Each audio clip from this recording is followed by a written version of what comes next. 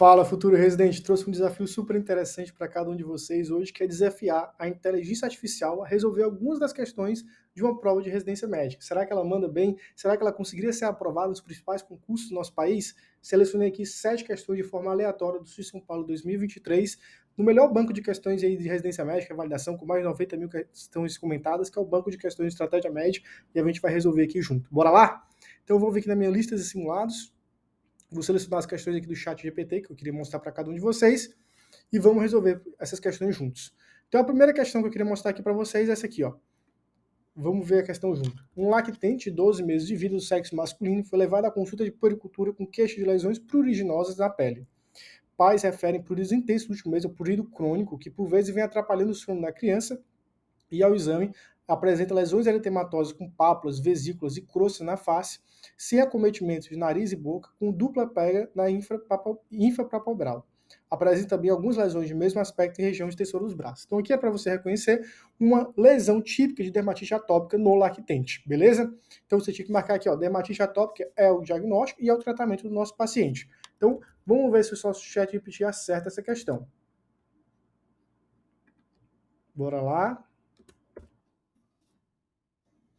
Ele falou aqui para mim, ó, pelo quadro apresentado, o diagnóstico mais provável é de dermatite atópica e o tratamento inicial é com hidratação da pele. Então, essa questão, eu considero uma questão fácil para média, mas que pegaria muita gente, principalmente porque não é a apresentação mais comum da dermatite atópica nas provas de residência médica, não é no lactente, realmente é uma criança um pouco mais velha, mas você deveria saber que essa questão é uma questão também, de alguma forma, clássica para a prova de residência médica. Então, 1-0 aqui para o nosso chat GPT. Vamos para a sexta questão. Uma paciente de 45 anos de idade comparece a uma consulta ambulatorial por metrorragia com ultrassonografia transvaginal solicitada por outro médico, cujo laudo revela o seguinte: uma projeção digitiforme na camada endometrial com pequeno pedículo vascular sem fluxo aumentado ao Doppler com 3,5 centímetros. Ele deu uma modificada na descrição clássica de um pólipo endometrial, mas isso aqui é um pólipo endometrial. Qual que é a conduta correta diante de um pólipo endometrial sintomático de 3,5 centímetros? Faz lá uma estereoscopia e trata e diagnostica essa paciente. Então, provavelmente aqui a letra C correta, nossa alternativa, nosso paciente. Vamos ver o que eles falam aqui pra gente, o chat de GPT.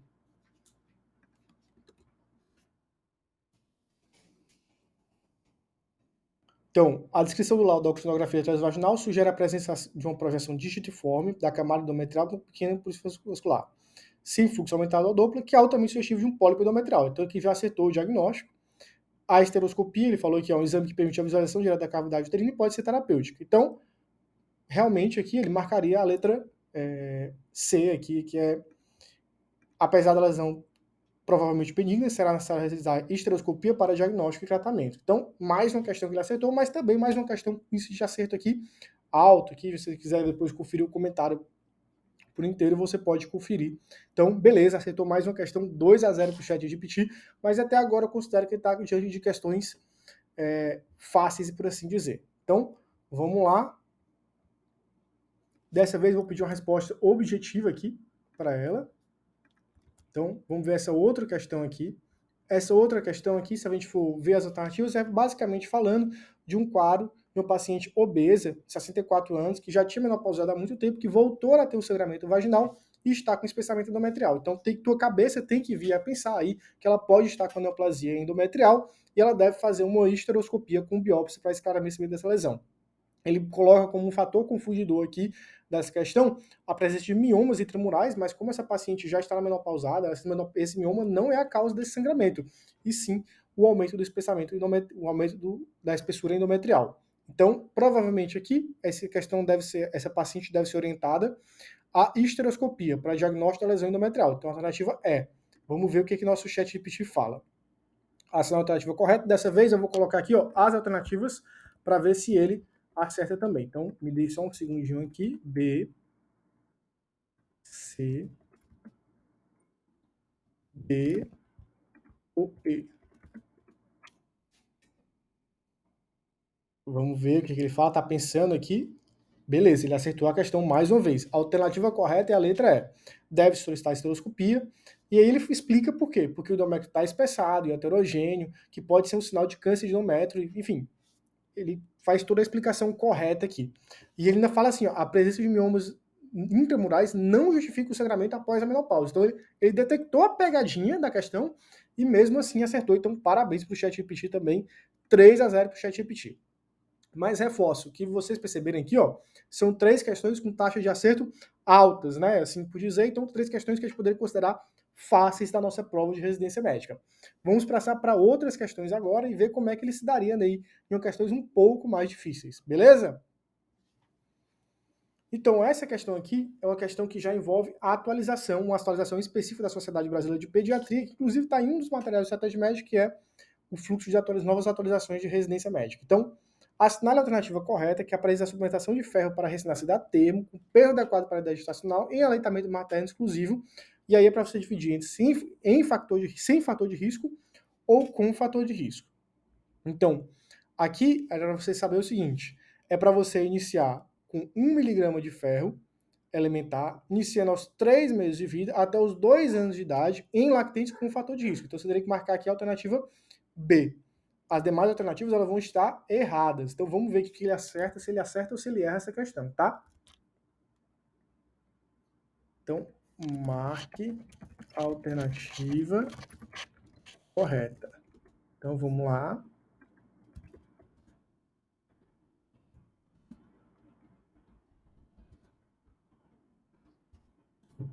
E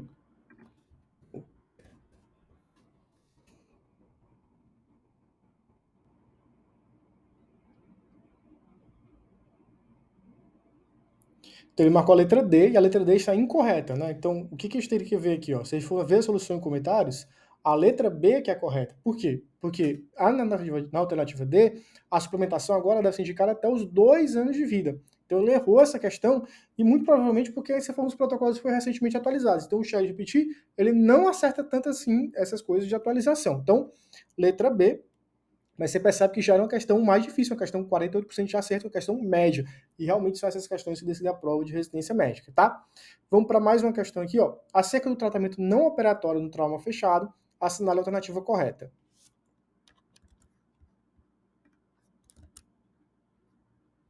Então, vou colocar aqui as alternativas mais uma vez para a gente ver se ele acerta.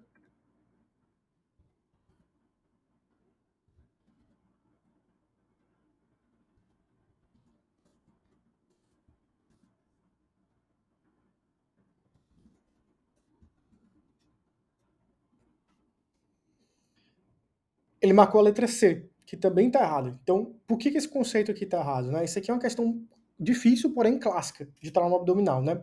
Quando você está diante de um paciente com trauma abdominal, que tem uma quantidade de líquido livre relevante na cavidade abdominal, na tomografia, e você não detecta nenhuma lesão de víscera parenquimatosa, você provavelmente está lesão diante de dois tipos de lesão. Ou uma lesão de bexiga intraperitoneal, ou diante de uma lesão de alça de delgado, muito provavelmente uma lesão de alça intestinal.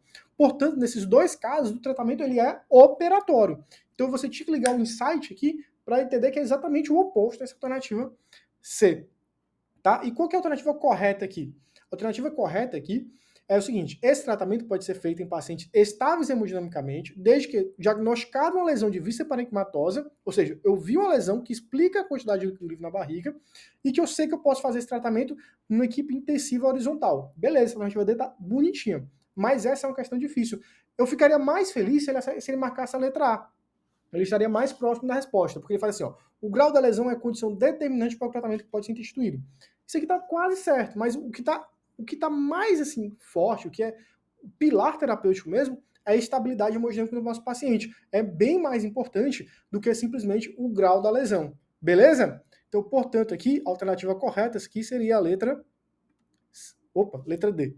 Eu acabei marcando aqui sem querer, mas a letra D, como vocês viram, e essa é uma questão que tem 47% de taxa de acerto, beleza? Por fim, vamos para uma questão fácil aqui, que a tríade de Charcot caracteriza-se por, isso aqui é febre, dor e icterícia no hipocôndrio direito, típico em pacientes de colangite aguda. Então, vamos colocar aqui as alternativas.